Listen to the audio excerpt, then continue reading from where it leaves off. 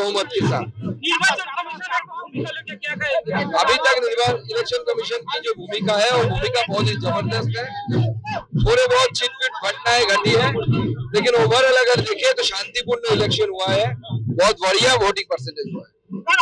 रवि किशन के एक शोभा यात्रा में हमला हुआ है हावड़ा में, वो तो टीएमसी करेगा ही। टीएमसी को हावड़ा में टीएमसी ने इससे पहले भी बहुत कांड किए हैं। रामनवमी में हमला हुआ है, सीसीटीवी में लाइव हमने मर्डर देखा है, वीडियो देखा है। तो हावड़ा में, और वो भी मर्डर किसके द्वारा? अफगान सिटीजन के द्वारा। तो तृणमूल कांग्रेस ने ऐसे बहुत सारी चीजें बंगाल को अपने शासन में गिफ्ट दी है जो यूनिक है, भारतवर्ष में किसी भी जगह पे नहीं है। सेकंड फेज में इलेक्शन होने वाला है, इसमें क्या तैयारी कर रहे हैं आप लोग? बहुत बढ़िया तैयारी है। फर्स्ट फेज में 100 क्रॉस हो चुका है, बाकी 50 की जरूरत है, उससे ज्यादा ही मिल जाएगा। आपने दीदी का भाषण देखा है? हाँ, इच्छा होले আমাকে ভোট দিন, তাহলে ছেড়ে দিন। কামারহাটিতে এইবার মদনদা অনেক পরিশ্রম করেছেন, অল্প বয়স থেকে পলিটিক্স করছেন। আমাদের আর সহ্য হচ্ছে না এত পরিশ্রম এই বয়সে ওনার। আমরা ওনাকে তাই ঠিক করেছি রিটায়ারমেন্ট দেব। অনেক দিন করেছেন, আর কত করবেন? আর করার দরকার নেই। ইয়াং লোককে, তুলনামূলক বয়স অল্প এরকম লোককে দায়িত্ব দিন, সে বাদবাকি কাজ করবে।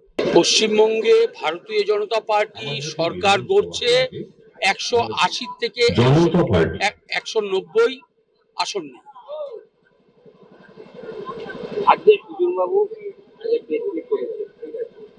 সেখানে বলা হচ্ছে যেভাবে আপনি প্রথমতেই হিন্দু মুসলিম একটা লড়াই করছেন, সেখানে মানে মুসলিম ভোটটা আমেদের দিকে যাবে।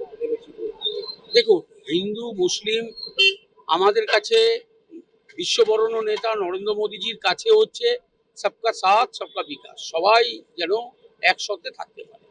আমরা বলি বোমা নয় কলম রাখো হাতে, সংখ্যালঘুদের বলি। কারণ আমরা ভারতীয় জনতা পার্টি, আমরা চাই তারা শিক্ষিত হোক, চাকরি পাক। আর সুজন বাবুরা এবং তৃণমূলরা তাদের কাছে হচ্ছে সংখ্যালঘু ভোট নিয়ে কাড়াকাড়ি। এবার ওদের দুজনের মধ্যে কি হবে ওরা দুজন বুঝুক, কারণ সনাতনী হিন্দুদের জন্য ভারতীয় জনতা পার্টি আছে। নির্বাচন গেল 23 তারিখে, 29 তারিখে নির্বাচনে পরিচালনা করতে আস্থা থাকবে। আমাদের পূর্ণ আস্থা থাকবে। যেভাবে উত্তরবঙ্গে ভোট হয়েছে, আমরা আশাবাদী যে দক্ষিণবঙ্গেও এই ধরনের ভোট হবে। আপনার ভোটারদের জন্য কি বার্তা দেবেন? প্রথম হচ্ছে যে যুবক যুবতীরা প্রত্যেক মাসে যতদিন চাকরি না পান তাদের 3000 টাকা করে সাম্মানিক দেওয়া হবে। মাতৃশক্তিদের আমাদের অন্নপূর্ণা ভান্ডার 3000 টাকা করে সাম্মানিক দেওয়া হবে, এবং মহিলাদের সরকারি বাসে যাতায়াত বিনামূল্যে। সপ্তম পে কমিশন 45 দিনের মধ্যে লাগু হবে। বার্ধক্য ভাতা, বিধবা ভাতা যা পাচ্ছে তার ডবল হবে। আবাস যোজনা 1.5 লক্ষ টাকা করে পাবে। আমাদের সরকার অঙ্গীকারবদ্ধ, এবং নরেন্দ্র মোদী যা বলেছে সরকার গঠনের সঙ্গে সঙ্গে তা